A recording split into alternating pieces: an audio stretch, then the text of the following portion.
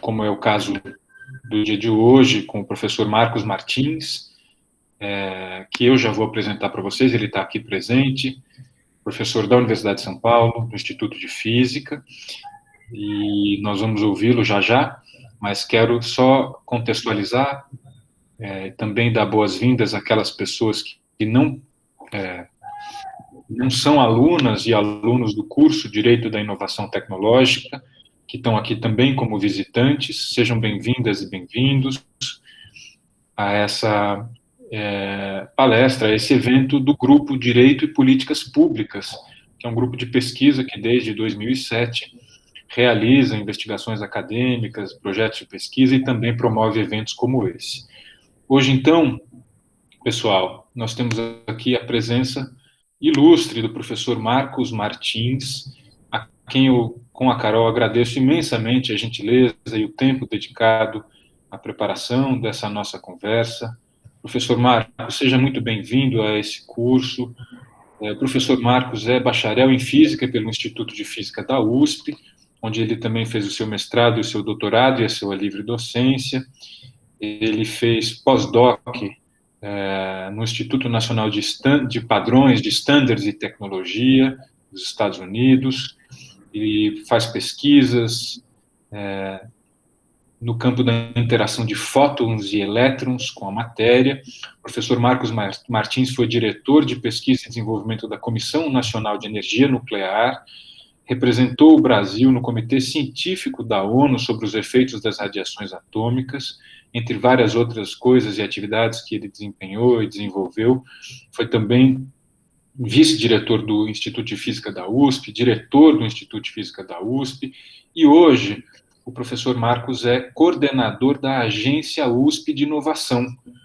Desempenha um papel, portanto, chave, central na gestão dos processos de inovação desenvolvidos dentro da universidade, e, mais recentemente, o professor Marcos Martins liderou uma importante discussão sobre a criação de uma política de inovação para a Universidade de São Paulo, coisa que fará imensa diferença na medida em que, do ponto de vista prático, pode dar, entre outras coisas, um papel ainda mais importante e central para a própria agência. Professor Marcos, mais uma vez bem-vindo, é um prazer enorme tê-lo aqui, uma honra para a gente poder ouvi-lo sobre a sua relação com o campo da inovação, como físico, mas também como um gestor da Universidade de São Paulo, que está tentando, com todos os percalços, com todas as dificuldades burocráticas, com todas as questões que vão surgindo como gargalos e dificuldades ao longo do caminho, mas está tentando fazer tanta coisa importante, como fizeram, de resto, outras instituições mundo afora e também no Brasil, como a Unicamp, para tentar aproximar a universidade, por exemplo, do que fazem os seus pesquisadores, os seus docentes, os seus alunos no campo de inovação. Seja muito bem-vindo, professor Marcos, é um prazer tê-lo aqui. Obrigado, Diogo, obrigado, Carol, eu estou muito satisfeito por estar aqui, agradeço muito o convite e estou muito honrado de, pela primeira vez, dar uma aula na Faculdade de Direito. Espero não decepcioná-los. Eu vou aqui compartilhar uma tela, que eu fiz uma apresentação, e eu vou colocar aqui a minha apresentação. Vocês estão enxergando direitinho? Que eu agora não vejo mais nada. Sim, estamos vendo, Marcos. Então, fiz alguma... Pronto. Então, eu vou falar sobre a interação universidade-empresa e contar o caso do NIT, da USP, que é a Agência USP de Inovação que eu coordeno agora.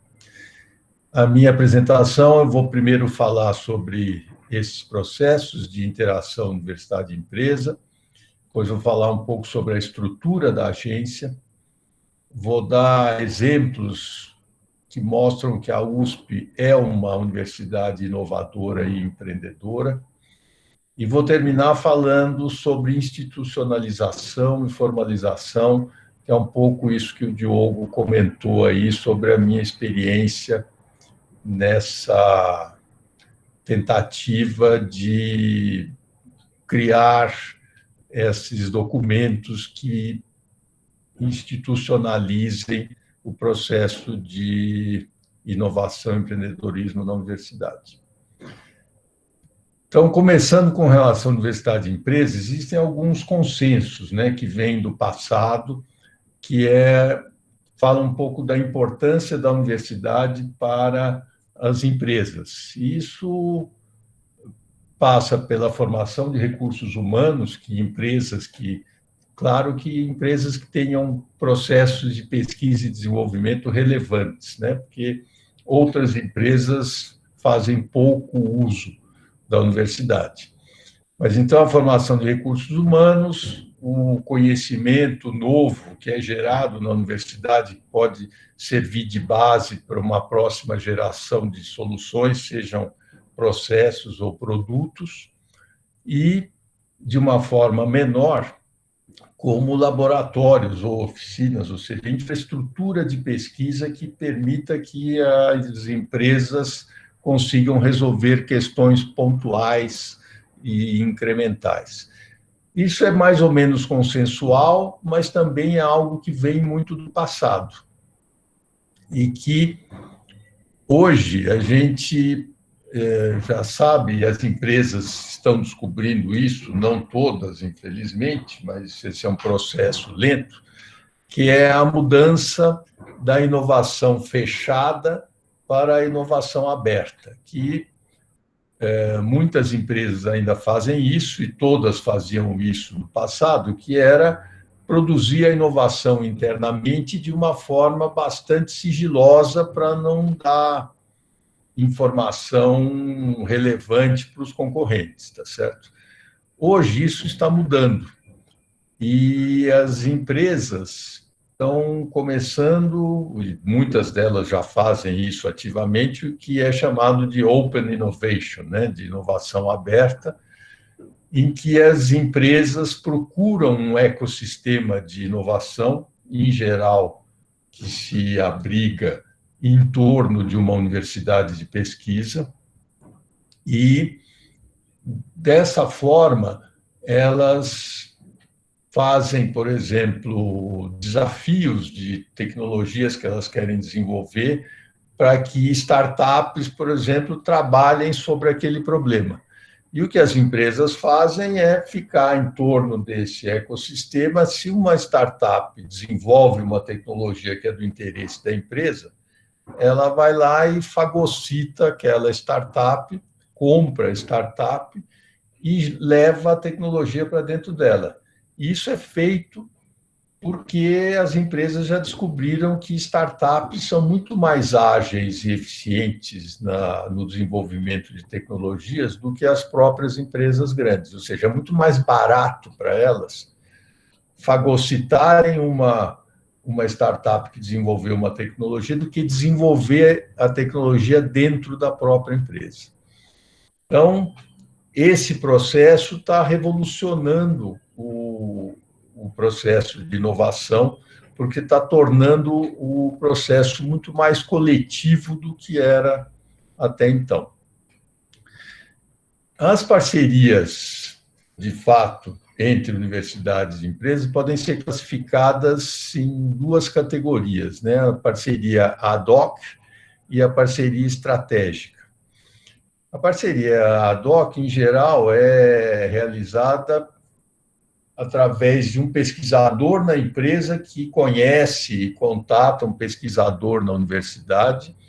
Eles se conheceram numa conferência, alguma coisa, foram colegas, mas se conhecem, e o cara da empresa sabe que o pesquisador da universidade conhece bem um determinado assunto. Quando surge uma dificuldade na empresa naquele assunto, eles fazem um convênio para fazer um projeto para resolver aquele problema pontual.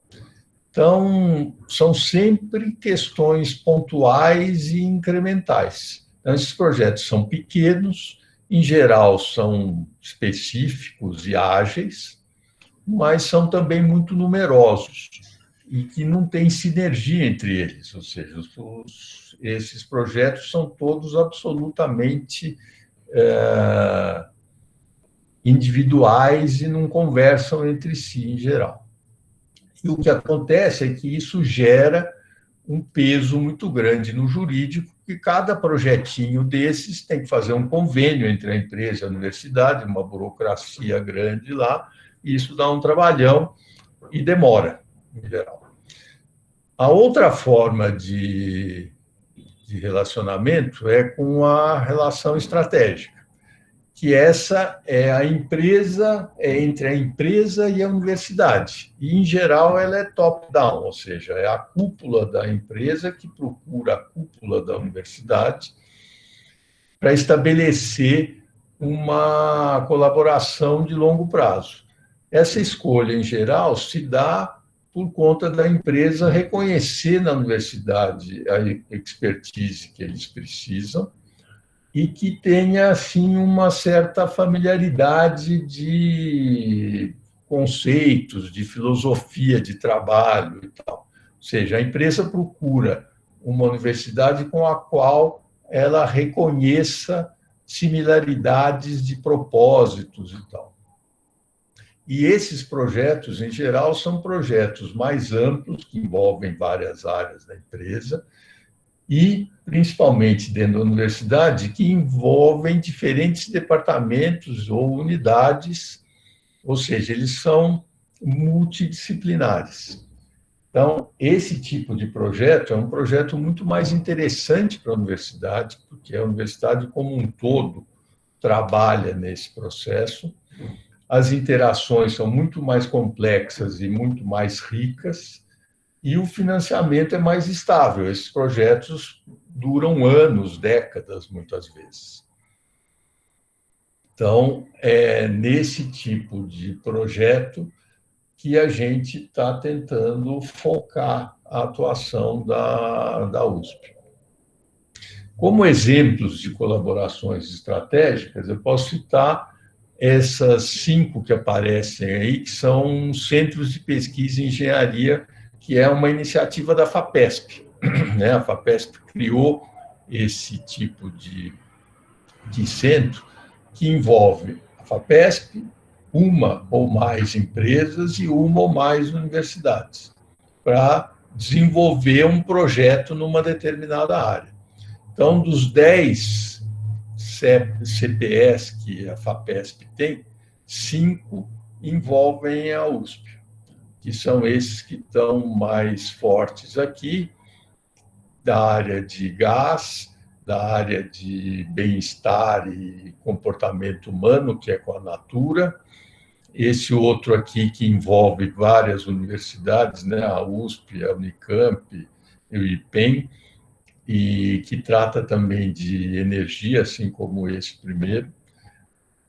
E esses últimos 2 aqui, que um é com a Exalc, que é na parte de controle biológico de pragas agrícolas, que é bem interessante, e esse último, que é com a IBM e sobre inteligência artificial, que também é bastante grande.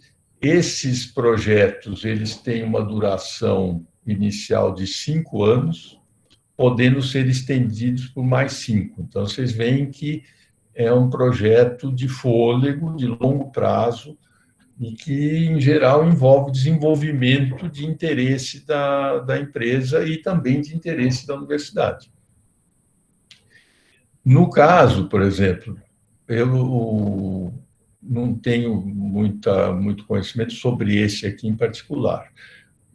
Esse da Exalc é só com a Exalc, mas a Exalc, não sei se vocês tiveram a oportunidade de conhecer, a Exalc é um mundo lá, é uma coisa imensa, e é um negócio muito impressionante no bom sentido, é uma potência a Exalc.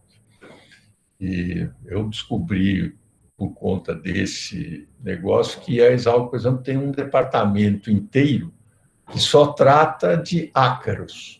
São essas coisas que eu nunca imaginei que pudesse ter um departamento para tratar só de agro. Mas, por exemplo, esse de inteligência artificial, que eu conheço mais de perto, ele envolve Poli, Instituto de Física, Instituto de Química, Faculdade a FEFELESH, eu acho que tem gente da Faculdade de Direito também, envolve a Engenharia de São Carlos, a Física de São Carlos. Então, envolve muitas unidades da universidade para tratar daquele assunto. Uma outra forma de colaboração, que não é tão de colaboração estratégica, mas é uma forma de atrair as empresas para perto da universidade, se faz através das unidades Embrapi. A Embrapi, deixa eu botar o laser aqui para mostrar. A Embrapi é a Empresa Brasileira de Pesquisa e Inovação Industrial, que é uma empresa do governo federal. E a ideia é parecida com aquela do CPE da FAPESP, ou seja, a empresa procura a universidade para desenvolver um projeto e a Embrapi financia até 1/3 do valor do projeto. A empresa financia outro terço, ambos financiamento, investimento financeiro, tá certo? E a universidade entra com o último terço, mas como investimento econômico, ou seja, a universidade entra com mão de obra dos pesquisadores e técnicos e com infraestrutura. Então, é um processo que barateia o investimento em pesquisa e desenvolvimento para a empresa e aproxima ela da universidade. Então, a USP tem 5 unidades Embrapi em várias áreas. Essas unidades Embrapi, elas, em geral, têm um foco numa certa área de desenvolvimento. E isso funciona muito bem. Os projetos não são de tanto fôlego quanto aqueles que eu mostrei da FAPESP, mas como processo de aproximação com empresas que muitas vezes jamais procurariam a universidade, é um negócio que está sendo muito bem sucedido e está crescendo bastante esse negócio da Embrapi. Esse mapinha aqui eu mostro para mostrar como há uma correlação grande, falando daquele negócio de Open Innovation e da criação de ecossistemas de inovação que gravitam em torno de universidades de pesquisa. Isso aqui foi feito pelo professor Pacheco, lá da FAPESP. Isso são dados de 2017. Esses programas, esses projetos PIP da FAPESP, são projetos de inovação em pequenas empresas, que a FAPESP financia pequenas empresas que queiram inovar e apresentem projetos de desenvolvimento tecnológico. Tem que ser coisa de inovação mesmo.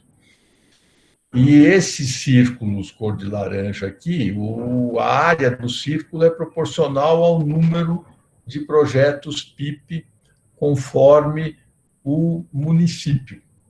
Certo? Então, tem aqui São Paulo, Campinas está aqui, São Carlos, Ribeirão, São José dos Campos.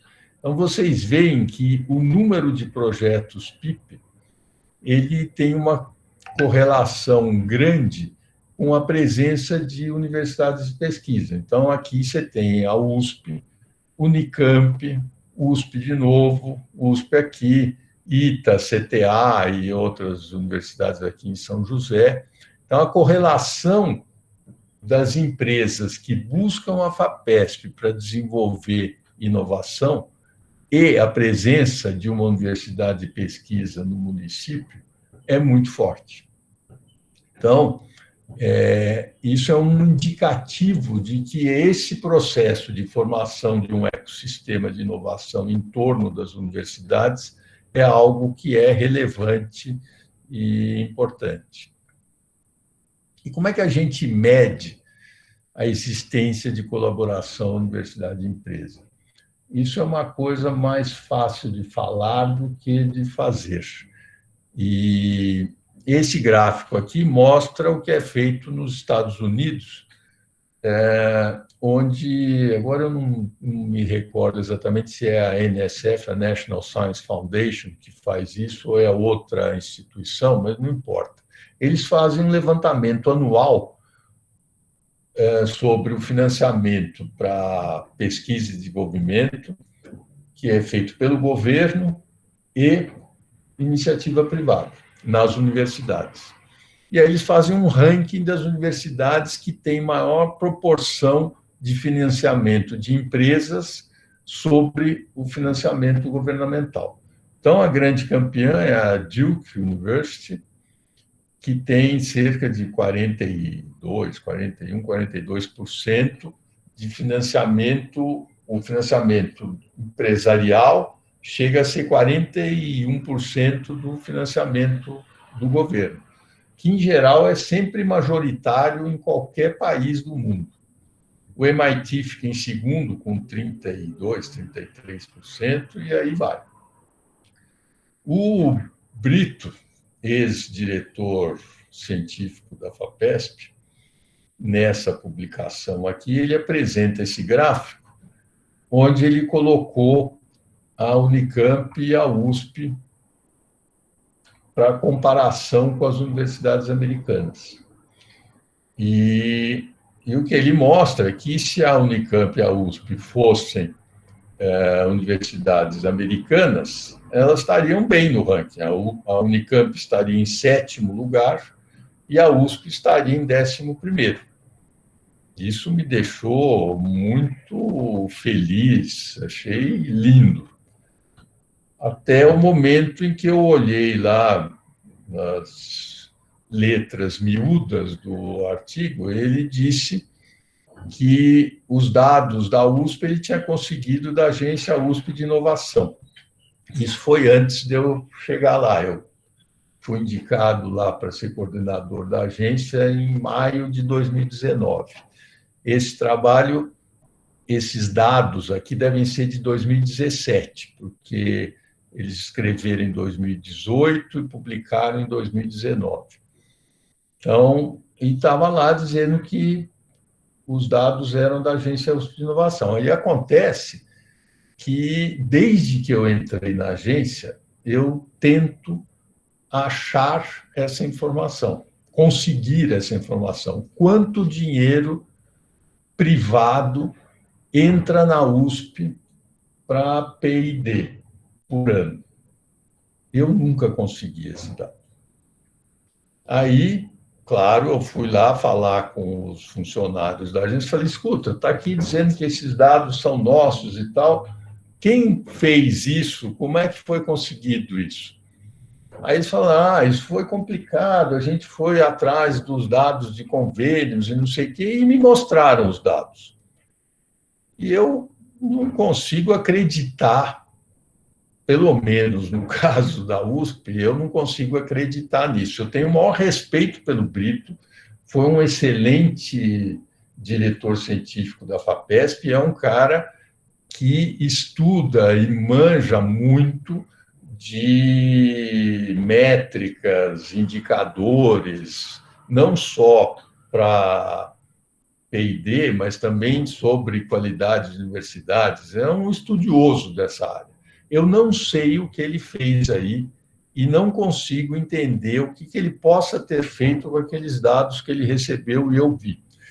E eu explico alguns dos problemas. Por exemplo, é claro que se uma empresa vai fazer uma pesquisa com a USP, tem que assinar um convênio. Esse convênio tem lá um plano de trabalho e tem lá o investimento que é feito por cada uma das partes. Até aí, beleza. O problema é que aquele montante que aparece no convênio, ele muitas vezes não é real. Você não sabe se aquele convênio foi para frente, se não foi, o convênio pode demorar vários anos, então é uma fração daquele valor que entra naquele ano. pode ser mais, porque pode ter sido feito um aditivo no convênio, porque descobriram que era mais interessante fazer alguma outra coisa. Ou seja, aquele papel, em princípio, não serve para nada. E aí que começa o problema.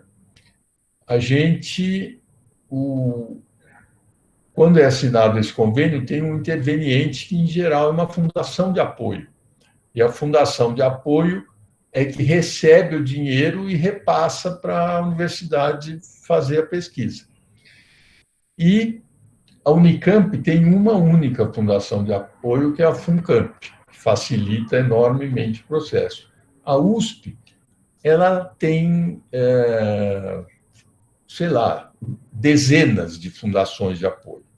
Tem a FUSP, que é a mais oficial, assim, digamos, mas isso não implica que todos os convênios sejam feitos pela FUSP, muito pelo contrário.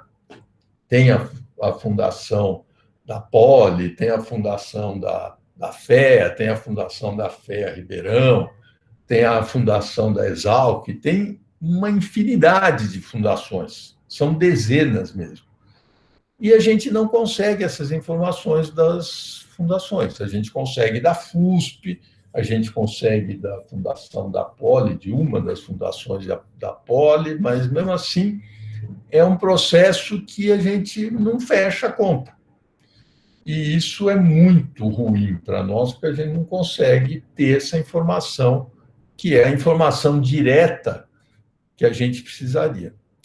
Existem outras formas de fazer isso, indiretas, por exemplo, que uma delas é o número de publicações em coautoria entre universidade e empresa. Isso nem sempre reflete uma pesquisa conjunta entre universidade e empresa. A maior parte das vezes, sim, mas tem casos, por exemplo, que é um estudante que está fazendo doutorado e, no final do doutorado, ele arruma um emprego, começa a trabalhar numa empresa, termina o doutorado e aí publica um ou mais artigos sobre o que ele desenvolveu no doutorado, e aí coloca a filiação como sendo da empresa. Só que o trabalho que ele fez no doutorado não tinha nada a ver com a empresa.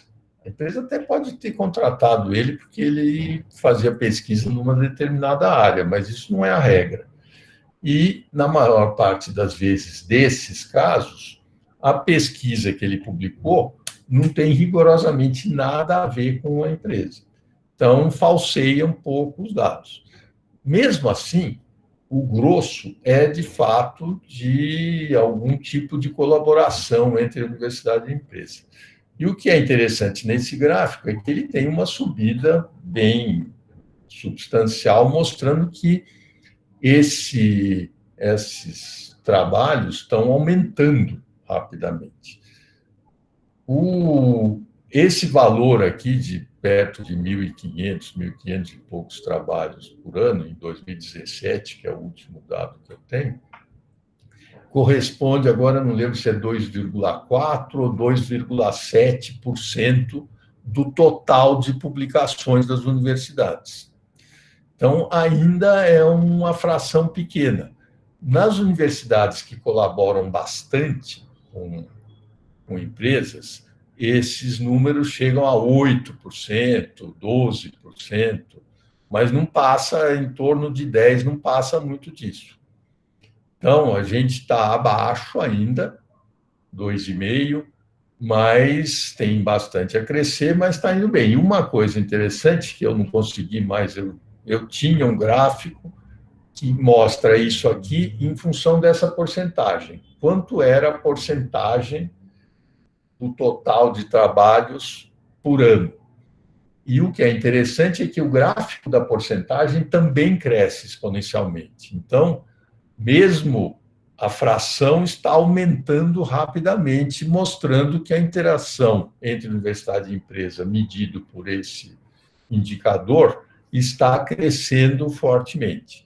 Essa tabelinha que aparece aqui também é do Brito, daquela mesma publicação que eu comentei, mostrando quais são as empresas que mais colaboram com a universidade mais publicam em coautoria com a universidade. Vocês veem que tem aqui Petrobras, tem várias empresas multinacionais, muitas da área de biotecnologia, aí Vale, empresa química, tal, tem vários tipos aí. Eu vou voltar a falar nisso mais para frente um pouco. Agora eu quero falar um pouco sobre a estrutura da agência. A agência, como o NIT, que é o Núcleo de Inovação Tecnológica, que tem uma figura jurídica bem definida,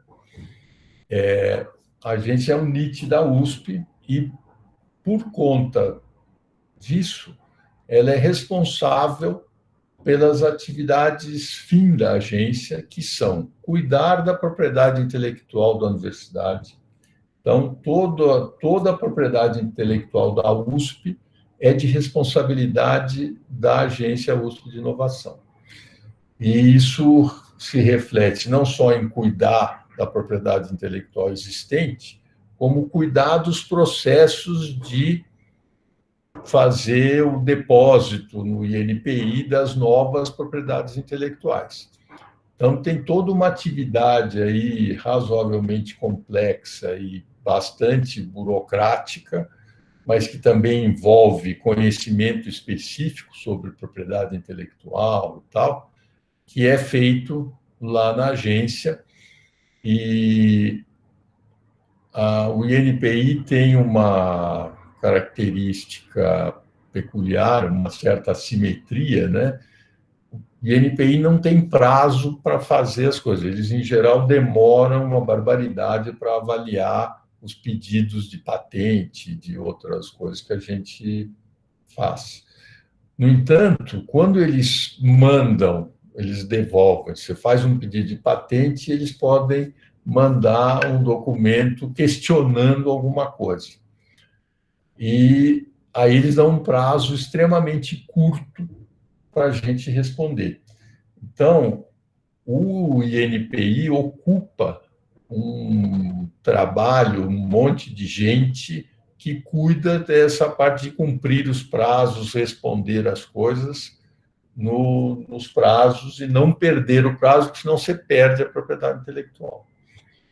A gente também contrata uma empresa privada, a Clark Modé, no caso, para ajudar na redação dos pedidos de patente.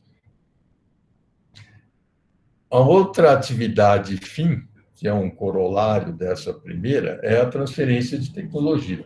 Ou seja, uma vez que você tenha propriedades intelectuais, tecnologias disponíveis, você quer transferir isso para as empresas, para aquilo que aquela tecnologia vire um produto, um processo, alguma coisa que melhore a sociedade de alguma forma. Então, a gente tem um setor de transferência de tecnologia que faz não só isso, tentar transferir as nossas tecnologias, como atrair empresas para desenvolver novas tecnologias. Então, a gente tem agora, isso está começou no ano passado, o nome é pomposo, que chama o setor de inteligência competitiva. Eu acho pomposo demais para o que a gente faz, mas, de qualquer forma, nós temos duas pessoas trabalhando com a gente, uma na área de biotecnologia, a outra na área de energia, e que fazem um levantamento das nossas patentes, fazem levantamento sobre as patentes das empresas, das principais empresas daquele setor, comparam as patentes e identificam similaridades, ou seja, sabem que a empresa está trabalhando ou tem interesse numa área em que tem gente na universidade que também trabalha. Então, são duas coisas que a gente faz: oferecer as patentes que a gente tem e atrair a empresa para fazer um convênio de pesquisa junto com aquele pesquisador ou aquele grupo de pesquisa que é expert naquela área que a gente sabe que a empresa tem interesse. Então, esse trabalho de matching aí, né, de encontro, começou no segundo semestre do ano passado e está andando já com alguns resultados, mas tudo muito inicial ainda. Mas é um trabalho importante nesse sentido. Por fim, a última atividade fim é o empreendedorismo. O empreendedorismo não é uma coisa que a agência faça diretamente. O que a gente faz é fomentar o empreendedorismo e tentar criar e incrementar uma cultura empreendedora na universidade. Então, a gente cria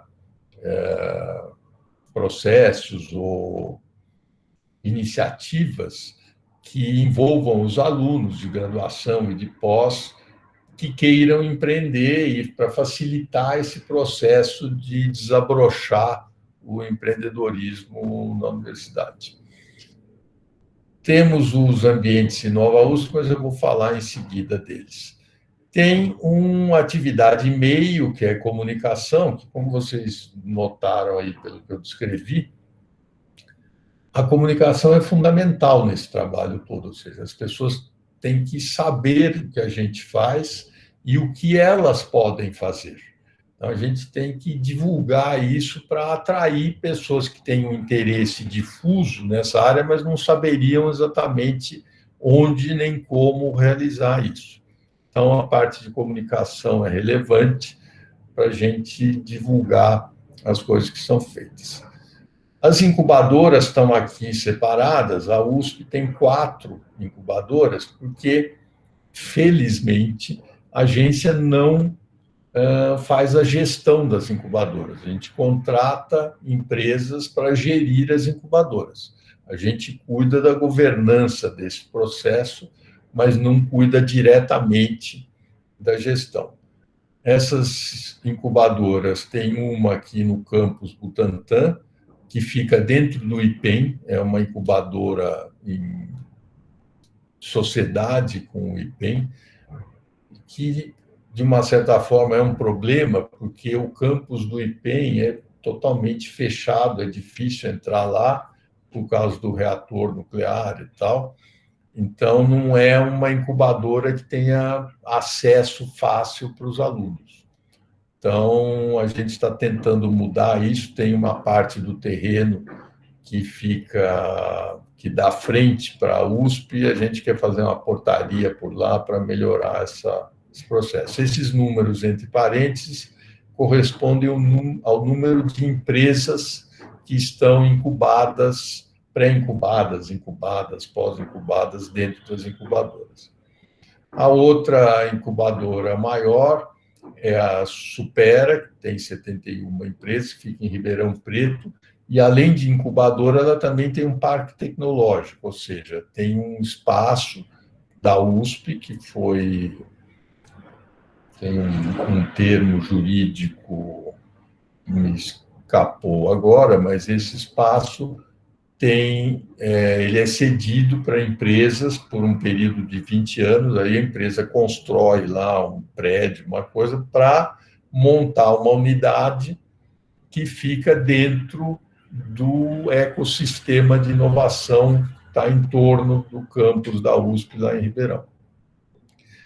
Temos uma em Piracicaba, a ExalcTech, que vocês veem que é bem menor, mas isso está em mudança, porque nós estamos reformulando a ExalcTech, que vai virar também um parque tecnológico. A gente usou o modelo da Supera, que é muito bem sucedido, e estamos implantando esse modelo lá em Piracicaba, porque esse número aqui é totalmente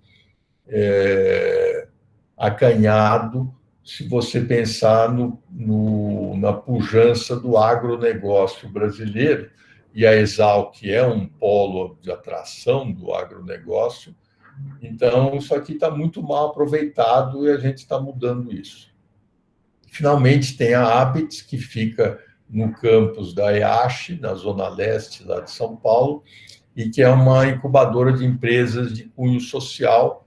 Também tem muito poucas, porque estava muito abandonado isso, mal gerido, e a gente está também reformulando, fizemos um novo regimento e tal, estamos reformulando tudo e eu acho que agora ela vai decolar melhor.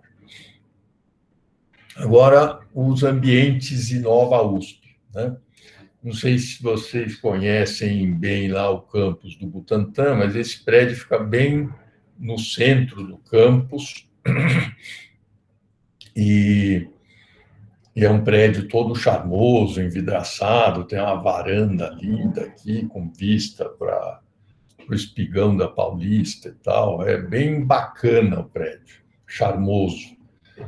E o que a gente pretende? A gente pretende ter eu não vou falar um outro Inova, né, mas também sedes do Inova, em São Carlos e em Ribeirão. E isso está sendo trabalhado, o de São Carlos já está praticamente pronto, deve ser formalizado agora no segundo semestre. O de Ribeirão ainda vai ter que construir um prédio, então vai demorar mais. Mas está sendo criado de qualquer forma. E a ideia do Inova, e aí eu preciso contextualizar isso, porque o Inova foi criado pelo Zago, quando ele era reitor, e quando ele deixou a reitoria, ele foi o primeiro diretor do Inova USP, que é o Centro de Inovação da Universidade de São Paulo. A ideia é bacana, tal, só que é um problema ao mesmo tempo, era um problema, porque um centro de inovação, se você é uma empresa e quer colaborar com a USP, em qual porta você vai bater? Na agência USP de inovação ou no Inova USP? E o Inova USP era totalmente separado da agência, tinha inclusive um conselho superior que definia políticas de inovação, sendo que a agência também tem um conselho superior que define as políticas de inovação da USP. Então, isso foi quando o Varran entrou, em começo de 2019, ele montou um grupo de trabalho para fazer uma avaliação e uma proposta para a inovação da universidade. Quando eu entrei na agência, em maio, esse grupo de trabalho já estava funcionando e eu fui incorporado a esse grupo de trabalho, peguei o bonde andando lá, mas ajudei a redigir o documento final que foi entregue ao reitor. E o primeiro diagnóstico que aparecia lá é que a USP precisava ter com clareza uma única instância que respondesse pela inovação e empreendedorismo na universidade. Não havia essa clareza e isso deixava até o público interno, que deveria conhecer melhor, muito confuso sobre isso. E o público externo, então, nem se fala. Então, isso foi resolvido colocando o Inova USP sob a coordenação da agência. Então, agora, os ambientes Inova USP fazem parte da agência USP de inovação. E a nossa intenção é usar esses espaços que são charmosos e tal, como os braços da agência para interação com os públicos interno e externo. Então, esse prédio charmosão tal atrai os alunos que querem empreender, atrai os docentes que estejam interessados em inovação para procurar o que fazer. Só que agora está sendo feito em conjunto com a agência USP de inovação.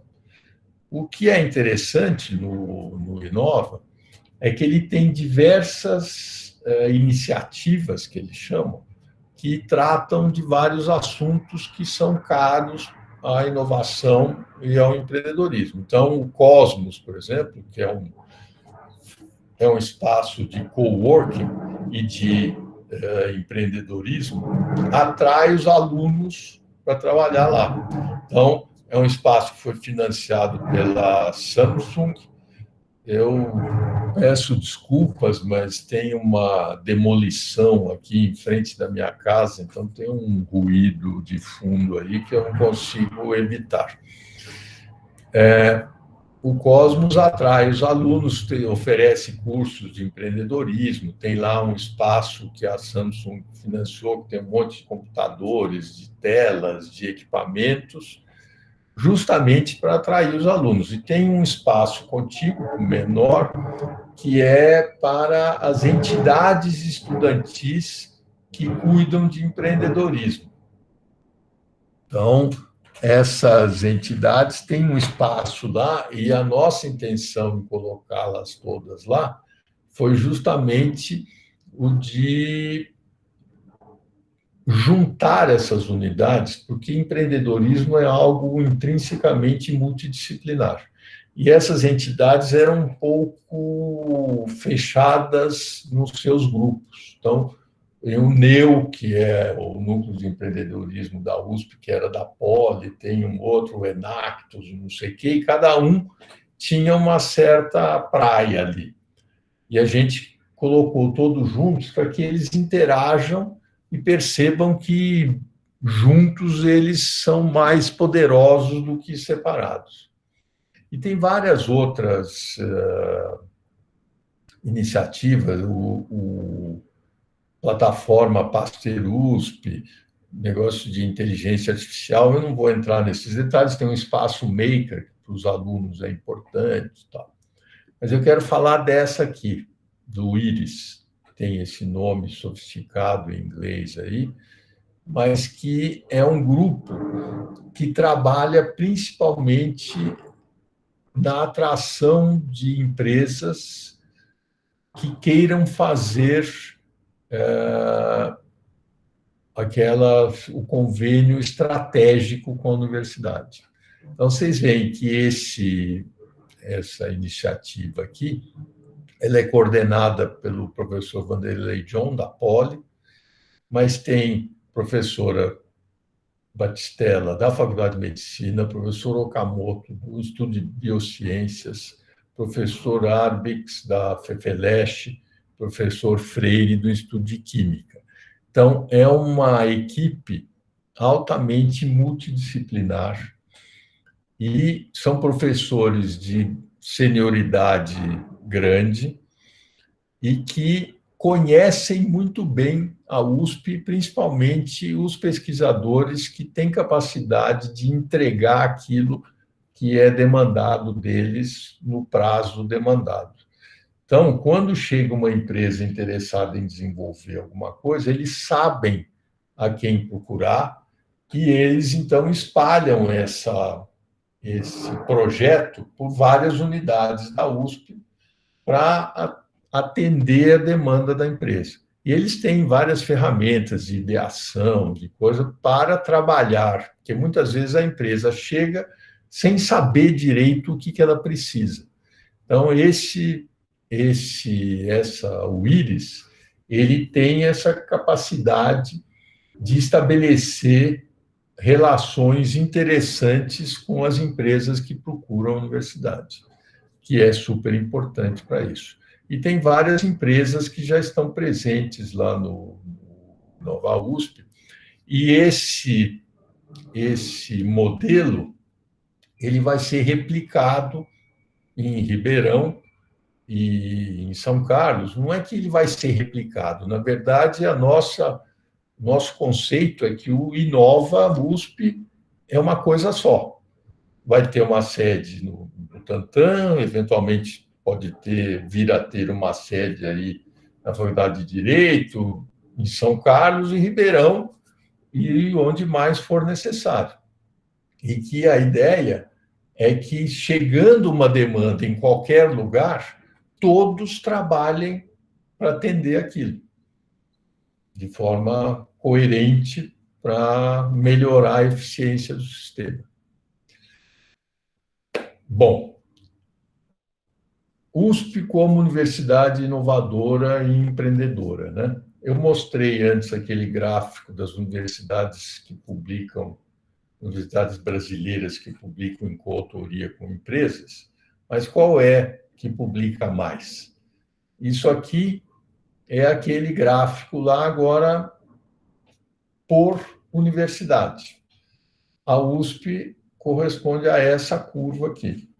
Então, claramente, a USP é a universidade que mais publica em colaboração com empresas. Por conta disso, o Web of Science Group, né, por meio da Clarivate, nos deu esse prêmio aqui da universidade mais colaboradora com empresas e tal.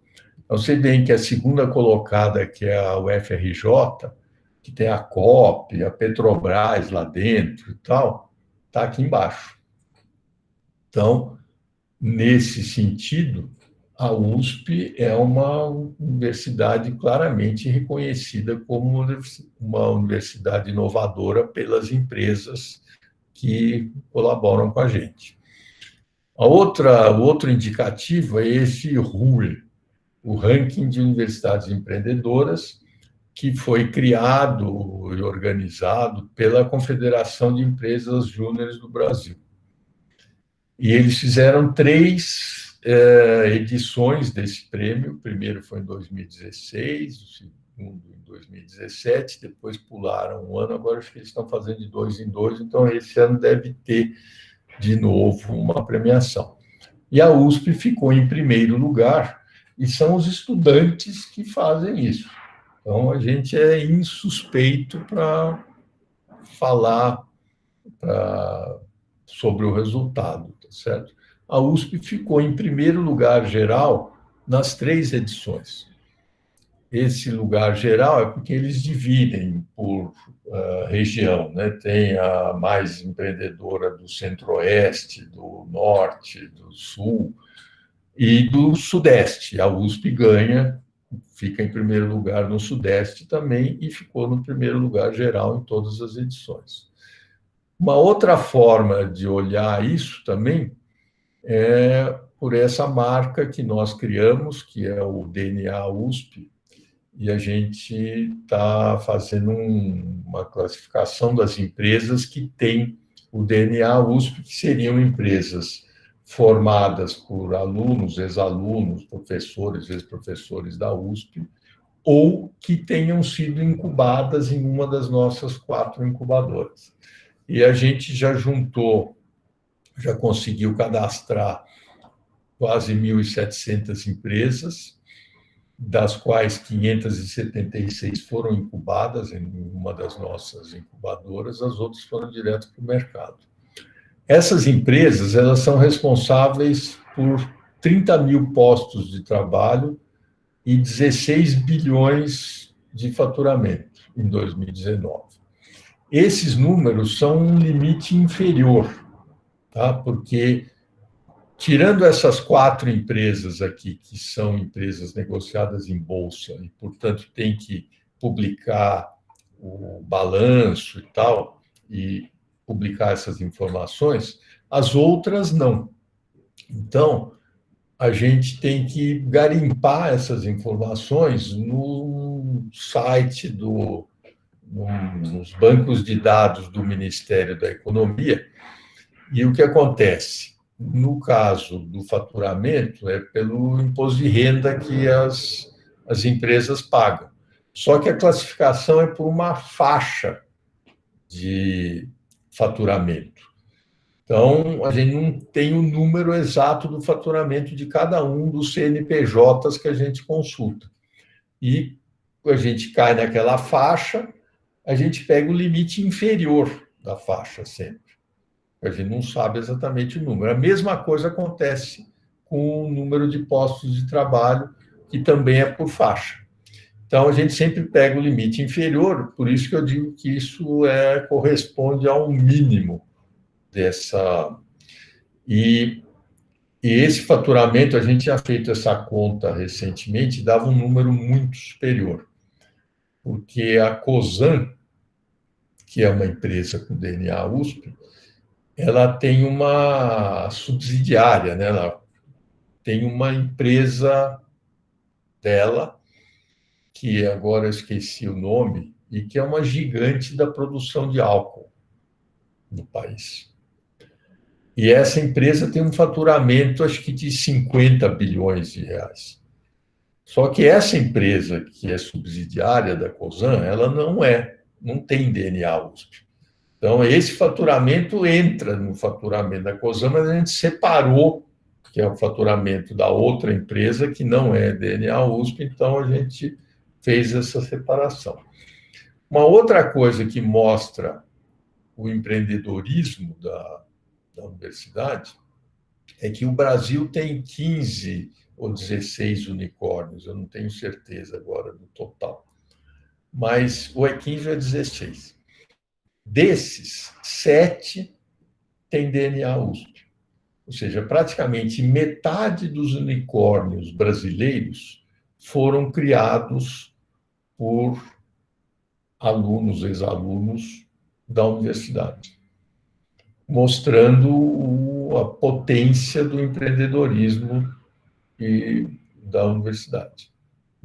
Bom, para finalizar, que já estamos adiantados, eu queria falar sobre o processo de institucionalização e formalização que a gente está passando. Eu não vou mostrar nada, porque todos esses documentos estão sub júdice, no sentido de que eles não foram aprovados pelas instâncias competentes ainda. Eu espero que isso aconteça. Estou vendo a viola da política de inovação, que é o principal e mais importante desses documentos. A minha intenção era que ele entrasse na pauta da reunião do Conselho Universitário do dia 29, daqui a 14 dias, né? Exatamente 2 semanas.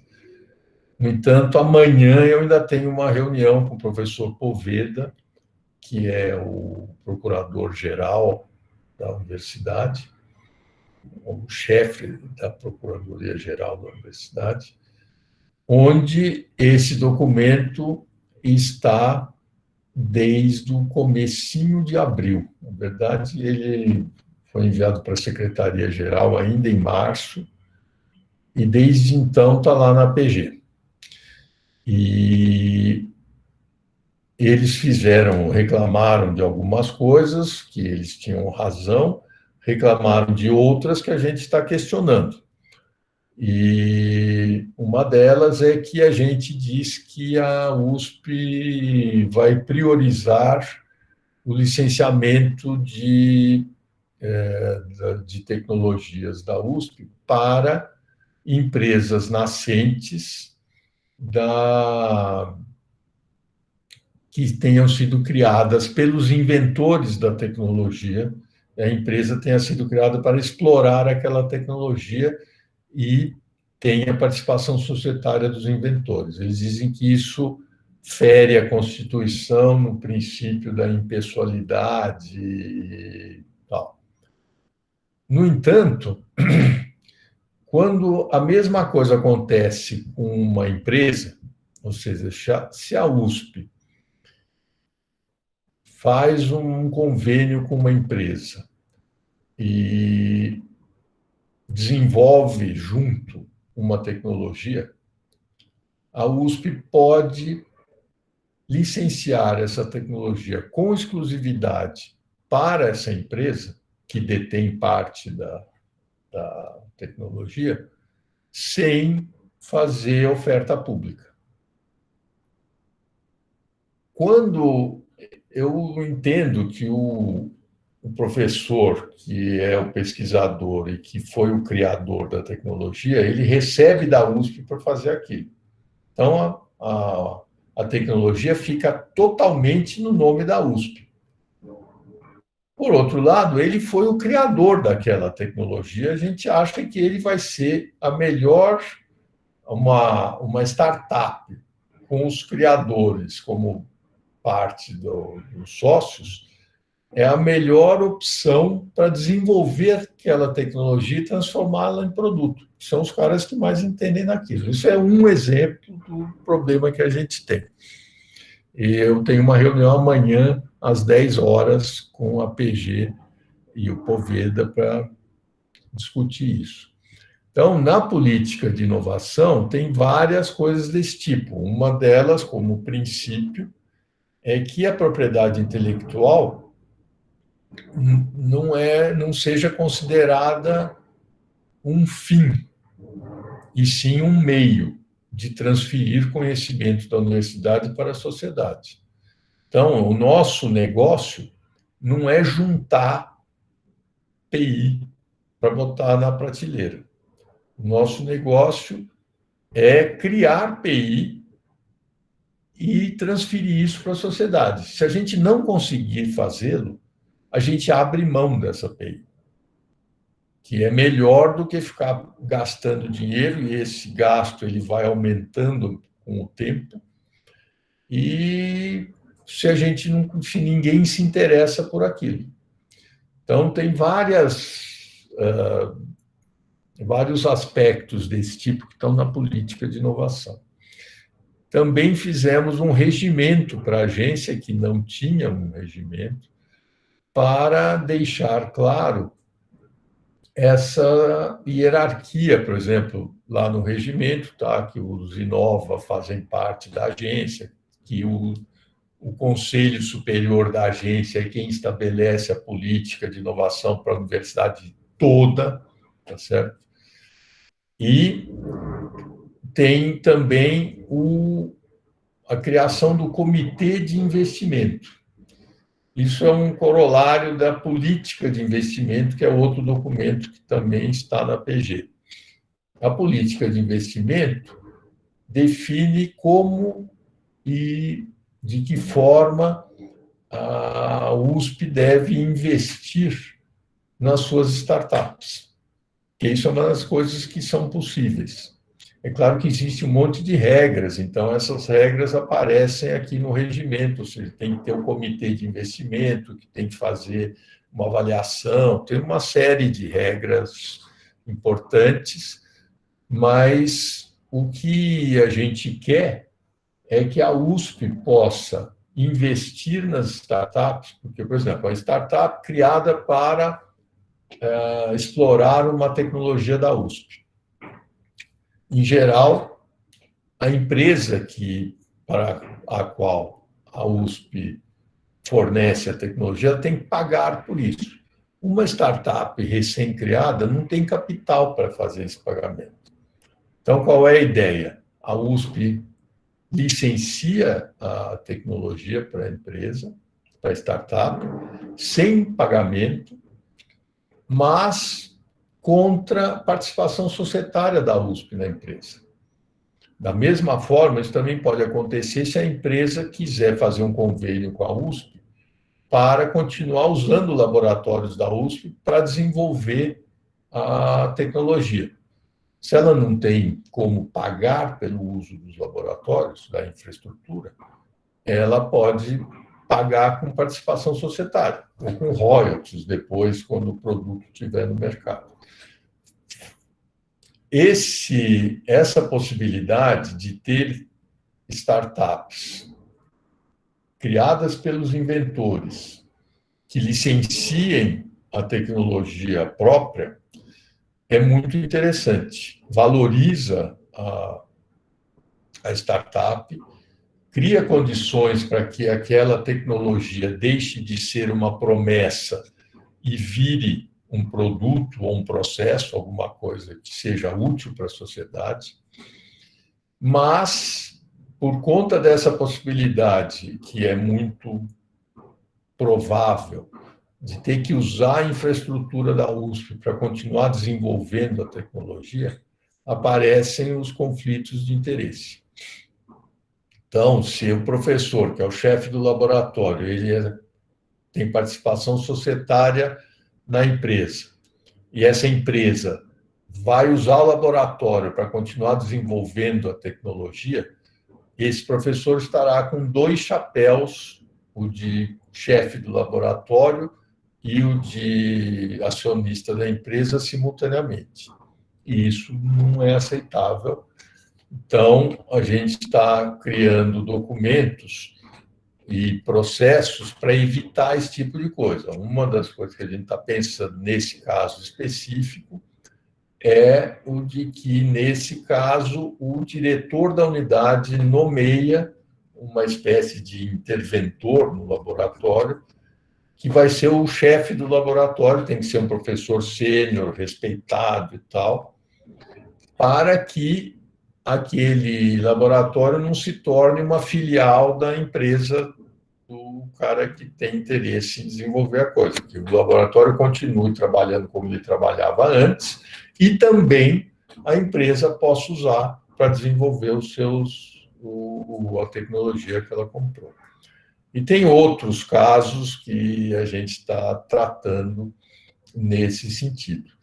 Então, essa parte, principalmente para um cara como eu, cuja formação passa a léguas da parte jurídica, ela é muito complexa e eu sinto que a brincadeira que eu faço, eu esqueci de comentar isso, sobre aquela coisa da USP ser uma universidade inovadora e empreendedora, e ela de fato o é, mas ela é apesar da USP.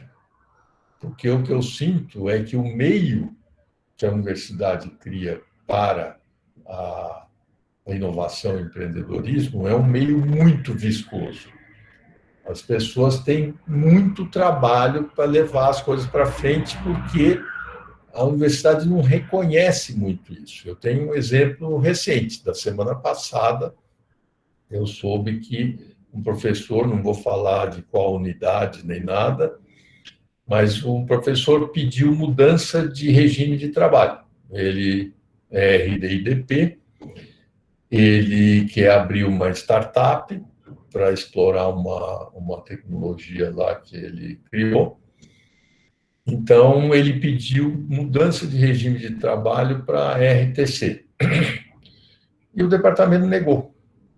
E o departamento negou com o argumento de que eles queriam que ele continuasse em RD/IDP porque ele fazia pesquisa, e isso era importante para a nota CAPES, para isso, para aquilo.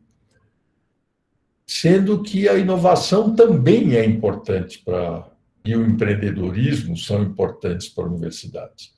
E eles estão quebrando as pernas do empreendedorismo e da inovação com essa atitude. O que vai acontecer é que o cara vai pedir agora um afastamento por 4 anos, que está previsto na lei, no marco legal da ciência, tecnologia e inovação, e que provavelmente vai ser negado de novo, né? E eu não sei se vai ser negado, porque isso já aconteceu antes, e o professor bateu na porta da agência, eu escrevi uma carta falando da importância da inovação, do empreendedorismo e tal, e que isso estava previsto no marco legal, e os caras aprovaram o afastamento dele. Mas a alternativa é o cara pedir demissão.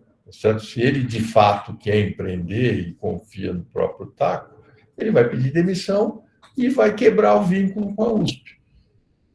Então, esses processos são muito complexos. Eu paro aqui, agradeço muito o convite, vou parar de compartilhar a tela para a gente poder discutir. Como é que eu paro de compartilhar a tela? Parar a apresentação. Pronto. Marcos, muitíssimo obrigado. Olha, eu queria registrar aqui que você está trazendo para nós hoje um panorama muito importante, porque ele é o panorama do mundo real, que revela, para além das coisas que a gente tem discutido aqui, com base em livros, em artigos, em teorias, como é que é fazer esse tipo de entrelaçamento entre universidade e empresa no contexto situado aqui no tempo e no espaço na Universidade de São Paulo. Eu fui anotando aqui, Marcos, enquanto você falava, muitos aspectos importantes que envolvem, por exemplo, a coordenação entre instâncias da universidade, uma série de desafios envolvendo burocracias as mais variadas, em propriedade intelectual, regime de trabalho, problemas envolvendo com os convênios que a universidade celebra, mas que não necessariamente revelam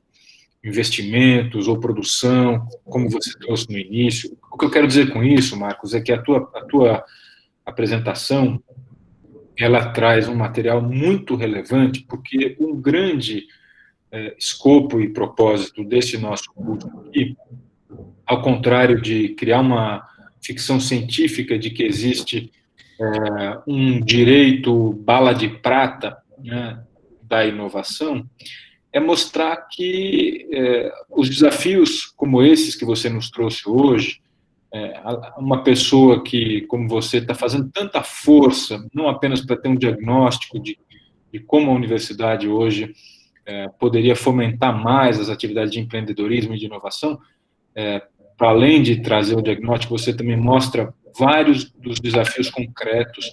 E o que eu queria dizer é que o direito que nós estamos tentando aqui construir como uma agenda de pesquisa, sobretudo com esses alunos e alunas, não é esse direito idealizado, é o direito que já existe, mas que precisa ser direcionado e funcionalizado, instrumentalizado para resolver esse tipo de problema.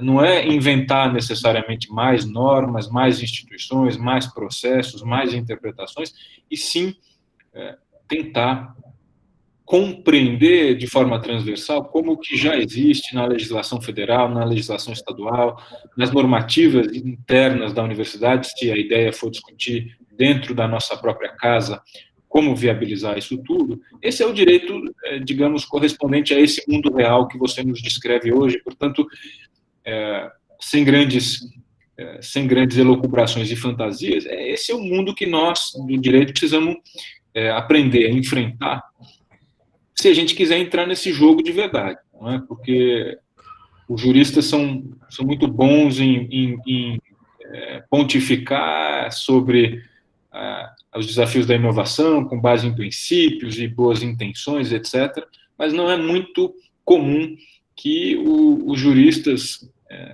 casa de ferreiro, espeto de pau, consigam ajudar e pôr a mão na massa para resolver esse tipo de problema. Então, eu aprecio muito, como a Carol, e acho que as pessoas que estão aqui te ouvindo, uma narrativa como essa, que mapeia, como poucas pessoas poderiam fazer, o que é que está impedindo, né? O teu testemunho, né? Esse último caso agora, por exemplo, desse professor, que eu também não sei quem é e não vem ao caso, né? Que talvez chegasse ao cúmulo de pedir demissão da universidade, porque não está conseguindo empreender, né? Então, mas sabe que esse caso, eu acho que é um caso emblemático por tratar de uma questão muito mais de cultura da universidade do que propriamente de alguma questão jurídica. Uhum. Eu já vi mais de um caso como esse, e o que prevalece nesses casos é a preocupação da instituição em preservar aquilo que é reconhecido como produção científica, produção tal, que é o que é valorizado. Então, o cara vai parar de fazer pesquisa para fazer inovação. Carol? Não, eu só também tenho um adendo, viu, Marcos? Eu acho que tem um outro colega nosso aqui, o Luca, que gostaria de fazer uma pergunta na sequência, mas eu acho que até uma provocação, no sentido de que o direito também pode ajudar nesse canal, não que o direito resolva tudo, mas nessa ideia das missões da universidade de pesquisa, extensão e ensino, há uma discussão, né, se a carreira deveria se manter da mesma forma, ou se deveria se pensar em privilegiar em determinadas, como outras universidades no mundo fazem, né, a gente não vai criar uma nova sintonia, mas eu acho que talvez também passa por essa reflexão jurídica, que é o que a gente está procurando motivar e provocando aqui no curso, né, de pensarmos o direito de forma diferente. Acho que a própria legislação de inovação flexibiliza muitas coisas que são costumeiras do direito administrativo, que eram padrões de, vamos contratar o menor preço. Esse não serve para contratar inovação, né? Não sempre serve, né? Você pode usar o preço, mas não só o critério de preço. talvez uma flexibilidade como essa dentro da universidade, será que manter a pesquisa, extensão e ensino juntas em todos os momentos vai significar pode ser que não. Eu acho que talvez esse é o tipo de reflexão, e eu achei muito valioso mesmo. Agradeço mais uma vez a sua colocação, as colocações, porque isso nos inspira a pensar em casos, em pensar em experiências na prática, né, que também eu acho que é uma coisa que a gente tem motivado aqui no curso, de pensarmos um pouco mais colocar a mão na prática, né, não uma leitura da norma ou do que está lá sem uma aplicação. Muito interessante. Obrigada, viu, Marcos? Desculpa te interromper aí nessa fala. Então, qual é a dúvida que vinha aí? É o Victor que... Acho que o Luca estava com a mão levantada.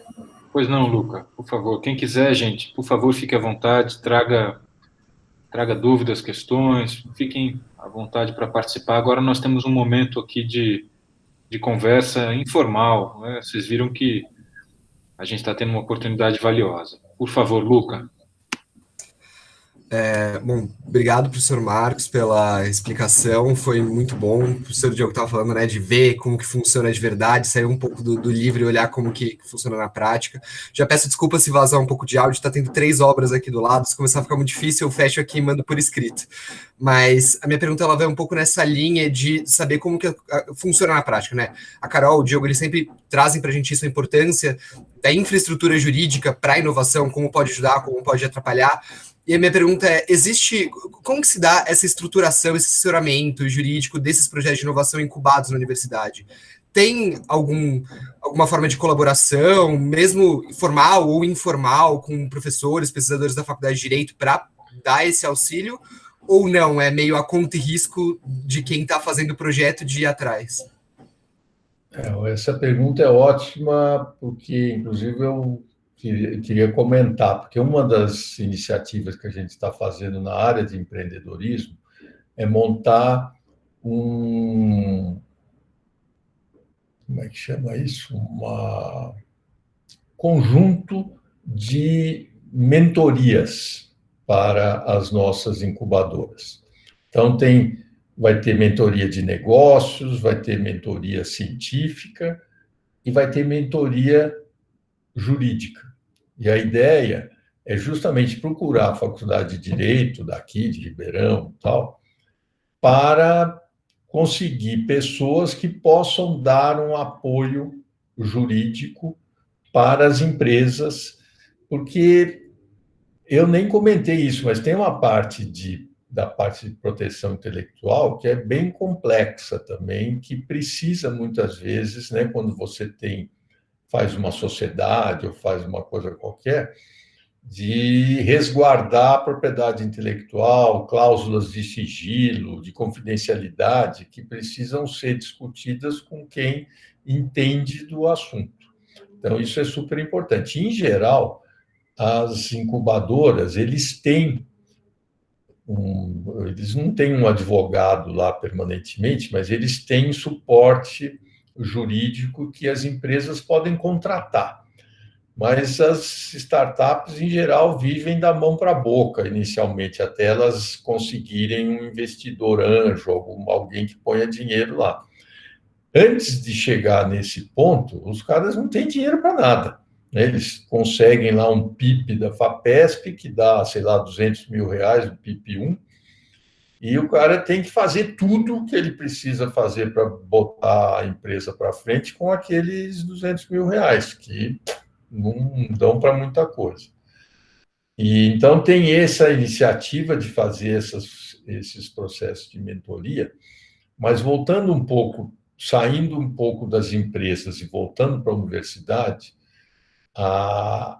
uma coisa que é fundamental para nós, e que eu descobri isso nesse processo todo, é que a gente precisa de normas internas da universidade para regulamentar como que a legislação, e eu acho particularmente, eu não entendo muito disso, mas eu acho que a legislação, o novo marco legal de ciência, tecnologia e inovação é ótima, eles permitem um monte de coisa, e agora saiu a lei das startups lá, que resolve também um monte de questões que a gente já estava se deparando, eu até achei que a gente estava indo na direção certa, porque a nossa política de investimento e de inovação lá já fala um monte de coisas que estão na lei das startups lá. Mas o que acontece é que a lei é muito genérica. E o que acontece é que a instituição não aplica a lei por medo das consequências por conta dos órgãos de controle, Tribunal de Contas do Estado, Ministério Público de Contas, esse pessoal. Então, e discutindo com os advogados lá, PG, um monte de gente, o que eles falam, não, o problema é que esses órgãos de controle, eles vão verificar se nós usamos uma regra para todo mundo. Essa regra tem que ser única e essa regra tem que ser compatível com a lei, mas essa regra é nossa. Somos nós que fazemos essa regra para que a gente a siga quando aplicar a lei. Eu falei, sim, por que a gente não tem a regra, então? Porque essa lei já tem 4 anos, sei lá quanto, por que a gente não fez as regras? Ah, não, porque a gente precisa ser demandado para fazer a regra. Então, é isso que eu estou tentando fazer política de inovação e tal, e a gente vai começar a trabalhar nas normas. Ah, se a empresa quer fazer tal coisa, usar o laboratório, como é que é o processo? E essa parte é muito difícil, principalmente para quem não é da área como eu, tá certo? Porque aí eu faço lá um monte de regras, mando para a PG, eles pintam tudo de vermelho, certo? O processo é lento e cheio de percalços. Então, eu não sei se eu respondi a sua questão, mas, em geral, a parte jurídica é muito mal cuidada nas startups e eles precisam muito de apoio jurídico. Eu já ouvi essa queixa. Então, as incubadoras têm muito interesse em fazer esse tipo de mentoria, de coisa. O CETEC, inclusive, está também iniciando um negócio de mentoria nessa direção. Obrigado, respondeu sim. Pessoal, alguém mais gostaria de falar? Eu vou aproveitar aqui que eu comecei a falar só para chamar a atenção para a relevância quase óbvia, mas nem sempre visível aos nossos olhos, dessas normas internas que a universidade precisa elaborar. Nem sempre a agenda é clara, a gente precisa ter claras as perguntas e precisa entender exatamente o que é que está faltando regulamentar para que essas normas passem a existir, mas vejam como tem pouca serventia ter tantas normas genéricas sem que uma instituição como a USP as costure por dentro para poder viabilizar certos processos, porque se o professor, o chefe do departamento, o gestor, como é o caso do professor Marcos, com esse chapéu que ele está vestindo, né, do diretor da agência, tiverem receio, por exemplo, de que vão ser responsabilizados no CPF pelo Tribunal de Contas ou por quem quer que seja, se isso for assim, a, digamos, modernidade e o que tem de contemporâneo e de inovador na própria legislação vai virar tábula rasa, vai por água abaixo. Então, o professor Marcos trouxe aqui algumas informações relevantes que traduzem obstáculos reais, mas ele também falou de certas coisas de natureza cultural, né, que tem a ver com a universidade e que paralisam, muitas vezes, as interpretações jurídicas que terminam se embasando em nada mais do que crenças, né, crenças arraigadas do direito administrativo, do direito público. A gente já viu isso muitas vezes. Muitas dessas interpretações se repetem sem muita razão de ser, apenas porque elas sempre foram assim. A gente precisa de inovação também nas interpretações no próprio direito, mas enfim, isso é retórica, né? Isso é um discurso, a gente precisa se aproximar disso. Antes de passar a palavra para quem quer que queira falar, eu queria dizer para o professor Marcos que a gente quer poder ajudá-lo sempre que for possível, professor Marcos, não apenas a Carol e eu, mas a gente quer continuar, de algum jeito, essa conversa com você, porque enquanto você estiver lá e pessoas como você estiverem lá, a gente se sente muito motivados e motivadas a tentar fazer alguma coisa, inclusive em diálogo com a própria Procuradoria da USP, porque a gente sabe que lá tem procuradores e procuradoras que têm muita boa vontade, que querem interpretar o direito em favor de resultados positivos para a inovação, mas que muitas vezes isso requer mais pesquisa e mais inovação nas próprias teses jurídicas. A gente quer poder ajudá-lo com isso sempre. Então, quem mais quer falar, fazer pergunta ao professor Marcos aqui? Por favor, fiquem à vontade. Oi, Fernanda, que bom te reencontrar aqui. Tudo bem? Por favor. Tudo bem, é um prazer é meu estar participando aqui de algumas sessões aqui com vocês, com esse grupo. Professor Marcos, obrigada pela sua apresentação, é um prazer também ouvir essa parte, como que é na prática, né, a implementação da inovação, da tecnologia. Eu, há muitos anos atrás, mais de 10 anos atrás, trabalhei também um tempo na Secretaria de Ciência e Tecnologia e no tempo de implantação dos parques tecnológicos, e realmente, na prática, a teoria é outra, né? A gente tem muitos problemas aí. Eu queria só fazer dar uma informação que talvez possa ser útil nesse seu encontro com o professor Poveda. O senhor tinha comentado que essa questão de propriedade intelectual, da dificuldade de se manter, de se possibilitar que a propriedade intelectual possa ficar nas mãos do autor. Houve uma novidade aí legislativa recente, com a nova lei de contratações públicas, que, no artigo 93, parágrafo 2º, especificamente, mas que traz a possibilidade, a faculdade da administração pública, e eu acredito que a USP, como autarquia especial, se insira nessa concepção.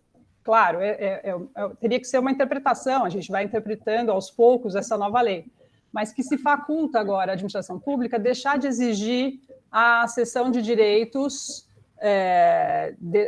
patrimoniais, né, relativos a inovações, né, na área de inovação, serviços técnicos especializados de caráter tecnológico, que envolva contratações em geral, e aí eu acho que o convênio se inseriria nessa ideia mais ampla de contratação, né, envolvendo atividade de pesquisa e desenvolvimento científico, tecnológico ou de inovação.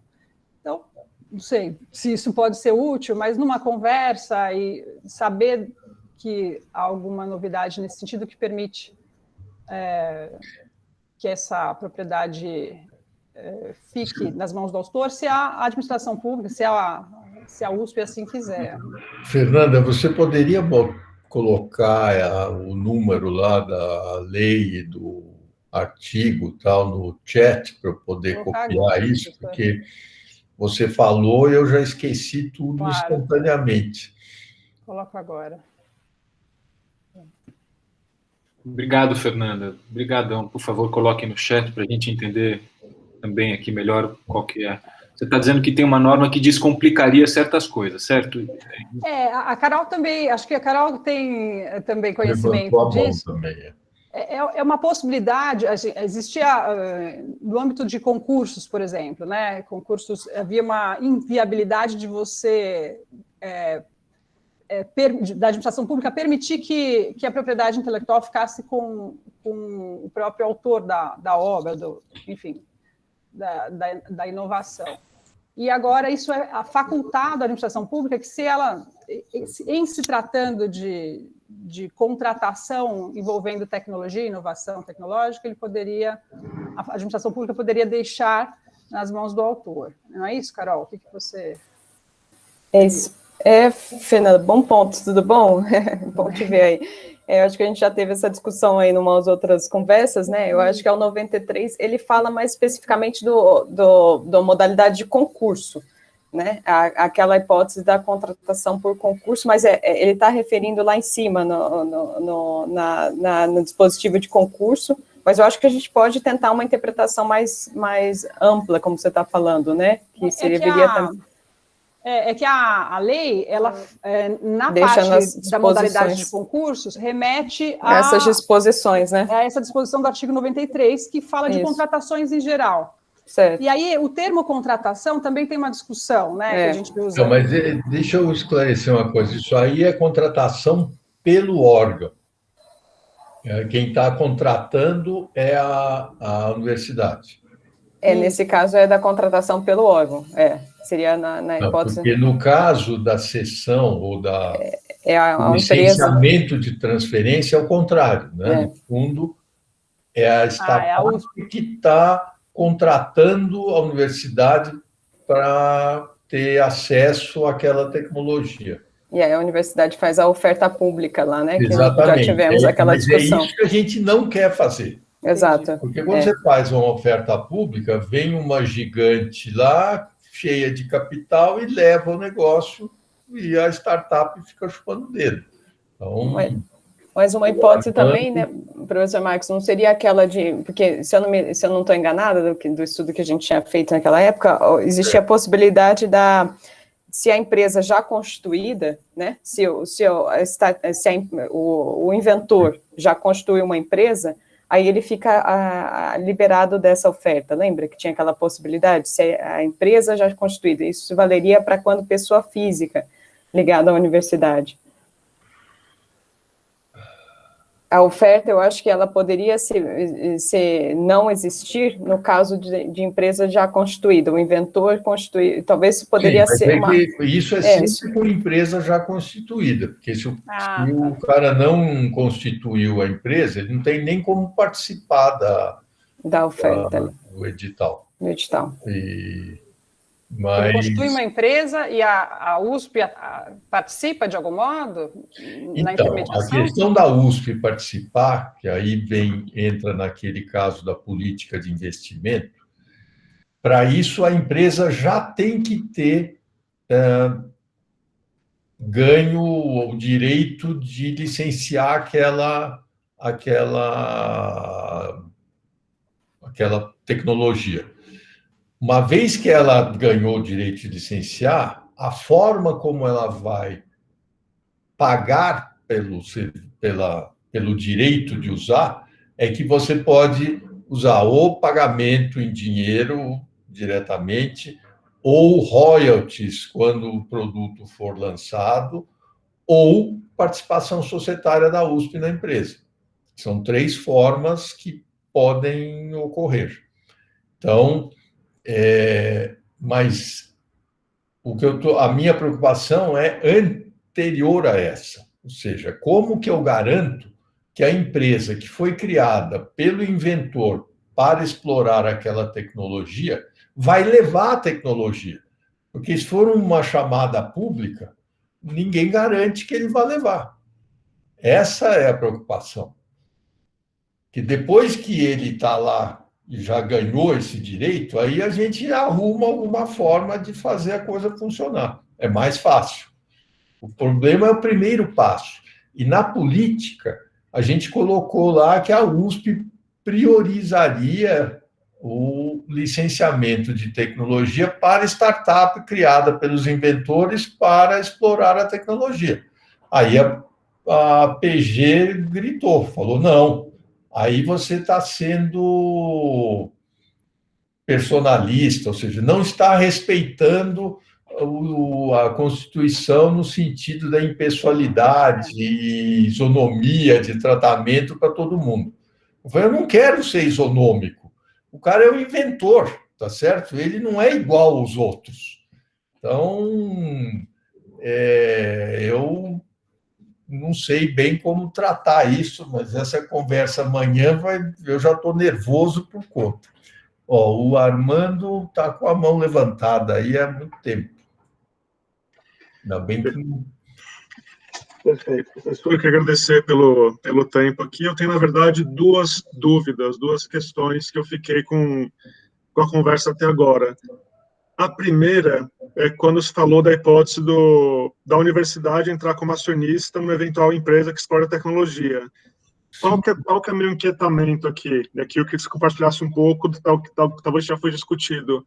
ser acionista de uma startup exige um set de skills, exige conhecimentos que não são óbvios. Quando você entra, quando você sai, você tem que fazer um aporte, se vai ser diluído, se não vai, se vai entrar um fundo, se faz sentido sair ou não faz, se vai manter aquilo por 10 anos ou sair em alguma eventual rodada de liquidez.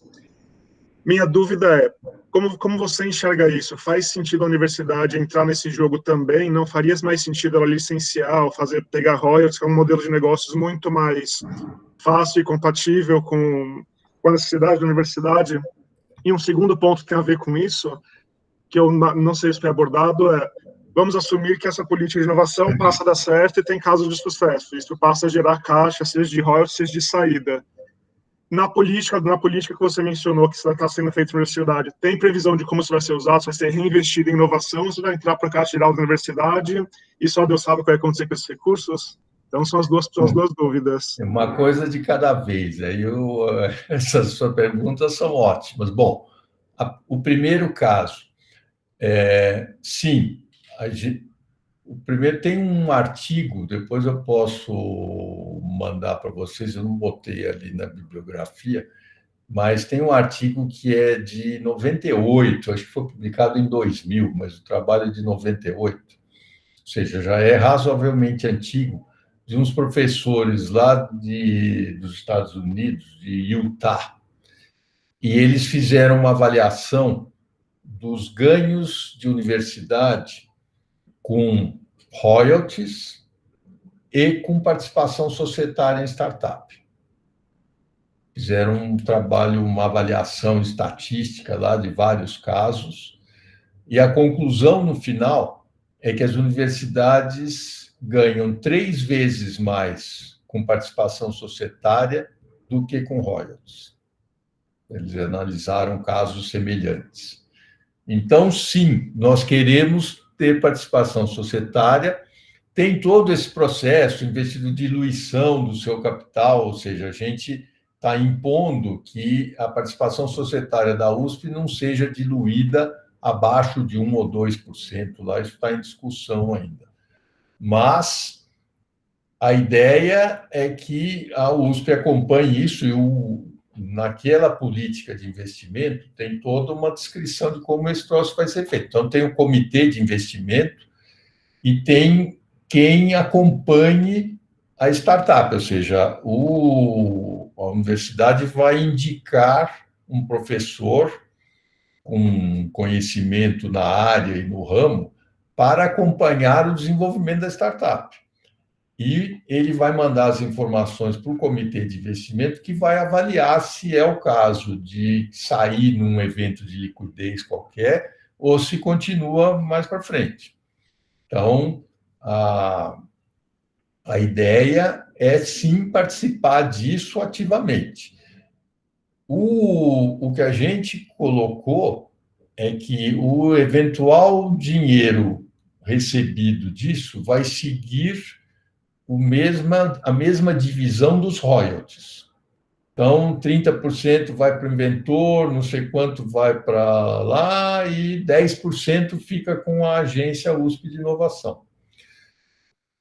Hoje, a gente tem um dinheiro acumulado do recebimento de royalties que entram no caixa da universidade, vira dinheiro orçamentário, que não vou dizer que seja inútil, mas é quase, tá certo? Ou seja, se você quiser investir numa startup ou fazer uma coisa desse tipo, você não consegue. Então, a ideia, e isso é um outro processo lento, tenebroso e trabalhoso, e que não vai rolar esse ano, que é ano de eleição de reitor, que é um assunto que tem poder de combustão altíssimo, que é passar o recebimento de royalties para a FUSP. Isso é possível. Eu estou discutindo pela 3ª vez com o Departamento Financeiro, com a CODAGE, e a questão de implantar isso é uma decisão do reitor, porque ele tem que fazer lá uma resolução, transferindo o recolhimento para a FUSP. Isso não vai acontecer no semestre eleitoral que se aproxima. Então, mas é possível fazer isso. E aí, se você tiver com o dinheiro na FUSP, aí você pode aplicá-lo com mais liberalidade, não tanta, mas muito melhor do que dinheiro orçamentário, e, eventualmente, até fazer investimento financeiro nas startups. Essa é a ideia.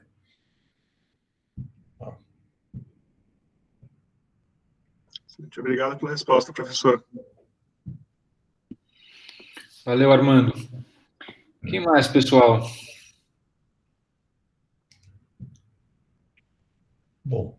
Professor Marcos, deixa eu falar uma coisinha rápida. De novo, se em algum momento fizer sentido para você formular alguma lista ou uma lista de pendências de perguntas jurídicas, né, que estão dando... Deixa eu fazer um comentário, Diogo, nesse sentido. A minha experiência é que a demanda por normas infralegais, né, essas normas internas da universidade, ela aparece quando você cria uma oportunidade. Então, você faz lá, o professor pode participar da empresa, que até o final do ano passado isso era vedado na USP. Aí eu consegui que a PG fizesse um parecer, que não tem valor jurídico, mas um parecer dizendo que podia, por conta da lei de inovação. E isso já criou uma pressão, porque vários professores quiseram fazer isso. Aí você esbarra, fala, não, mas se eu for fazer isso, eu preciso mudar de regime de trabalho, eu preciso não sei o quê. Não precisa, desde que não assuma nenhum cargo na empresa. Ou seja, o professor tem participação societária, mas ele não pode trabalhar na empresa, se ele for RDIDP, obviamente. Então, a questão do conflito de interesses. Essa empresa quer fazer convênio com o laboratório para continuar desenvolvendo. Aí entra o conflito de interesse. Mas o que eu sinto é que quando você abre uma porta, as pessoas chegam lá e aparecem dúvidas de comportamentos sobre comportamentos subsequentes. Aí você fala, opa, eu preciso cuidar disso. Mas, a priori, é difícil você imaginar o tipo de conflito, de questão que vai surgir. Perfeito. Eu entendo isso, mas eu estava me referindo a situações que já surgiram, se houver alguma coisa que a gente possa, enfim, coisas que já estão na agenda, dúvidas que estão obstacularizando decisões e processos, né, que já são conhecidas, em outras palavras. Enfim, nós ficamos aqui... Eu agradeço e vou usar essa oferta aí, que para mim é muito cara, porque a participação de vocês na produção da política de inovação foi muito importante. Então, me ajudou muito e eu espero poder continuar contando com essa ajuda. Isso vai ser ótimo. Para a gente, Marcos, isso aí é material muito valioso. A gente quer ajudar você a quebrar essas pedras no caminho. Por favor, chame-nos. A gente mobiliza pessoas que estão aqui, eventualmente interessadas em ajudar. A Carol e eu nos sentimos mais do que na obrigação. A gente tem esse compromisso com você e com a agência USP. A gente quer poder tentar te ajudar a destrinchar isso. E, como dito da outra vez em que a gente interagiu, se precisar que a gente fale para ajudar, obviamente, não para tornar isso mais complicado, né, mas com a própria Procuradoria, se a gente puder, de algum jeito, criar algum tipo de retaguarda para fazer pesquisa, para ajudar a construir interpretações aqui, como, por exemplo, sugeriram a Fernanda e a Carol, e também o Tomás e o Armando, pessoas que andaram aqui mostrando algum interesse, o Luca, a gente pode se mobilizar, porque a gente tem projeto de pesquisa justamente voltado para entender como o direito atrapalha e como que o direito, sobretudo, pode ajudar nisso. Então, conte conosco.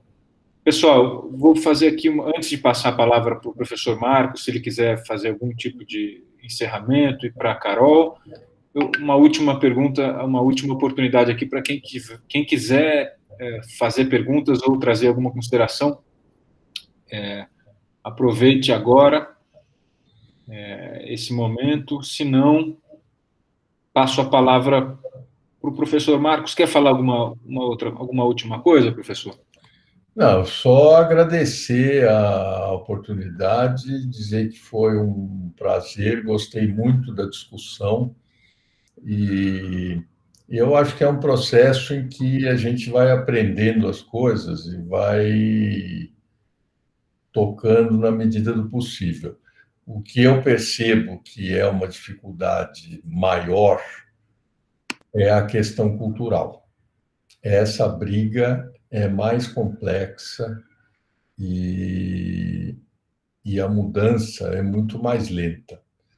Mesmo pessoas que, em princípio, e assim, externamente, se colocam a favor da inovação e do empreendedorismo, na hora de votar no departamento, quando o cara quer pedir afastamento ou quer pedir mudança de regime de trabalho, vota contra. Então, é um processo que vai ser mais demorado para a gente mexer. A minha expectativa é que, com o sucesso dessas iniciativas que vão surgindo, de startups que deem certo e tal, essas coisas mudem, mas é um processo de anos, tá certo? Então, o que a gente não pode é esmorecer no meio do caminho. Então, eu acho que é super importante contar com vocês também para manter essa chama acesa e convencer as pessoas também. Muito obrigado pela oportunidade mais uma vez. Nós é que agradecemos a sua gentileza. Carol, por favor, feche aí o nosso evento. Gente, muito obrigada, excelente apresentação. Eu só queria não deixar de colocar aqui, a Débora perguntou se poderia repetir a referência do estudo comparado dos ganhos das universidades com royalties e participação acionária, professor. Eu vou pegar aqui a... Se o senhor quiser, a gente pode enviar para eles a referência posteriormente. Eu vou... Não sei se... Só um instante aqui, porque eu acho que é rápido aqui, só um momento.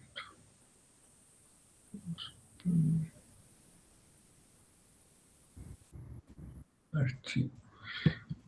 Aproveitando esse breve momento, para essa reunião de amanhã, porque eu não sei se o professor chegou a ler no chat, estava tendo uma discussão sobre a impessoalidade nessa restrição do grupo, a qual vai ser aplicada uma norma, não necessariamente precisa responder à procuradoria dizendo que eu não quero ser impessoal. Existe impessoalidade se, mesmo restringindo um grupo específico, a impessoalidade ela pode se dirigir a grupos específicos que não discrimine as pessoas dentro daquele grupo. Enfim, só estão no chat e aproveitando esse... Tá, eu preciso copiar esse chat antes que acabe a oportunidade, porque senão eu vou ficar sem.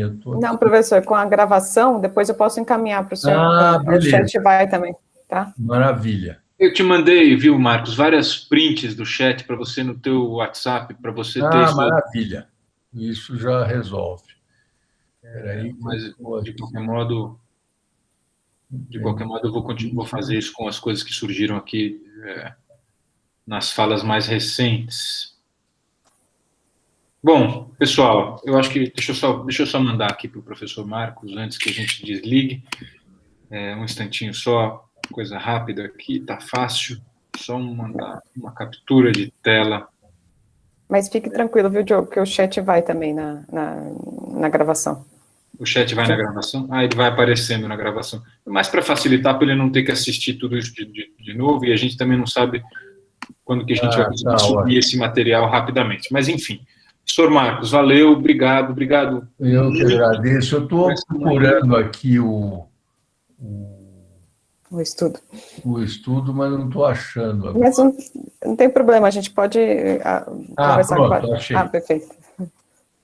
Qualquer coisa a gente manda para a Débora depois, se não precisar. Eu vou enviar para vocês por e-mail, que aí vocês mandam para eles. Débora, eu ponho isso no Moodle depois, tá bom?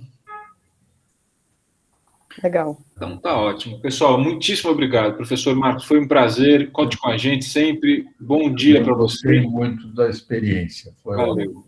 Nós também. Abraços, um bom dia para todos. Legal, Valeu, gente. muito obrigado, pessoal. Tchau, tchau. Não.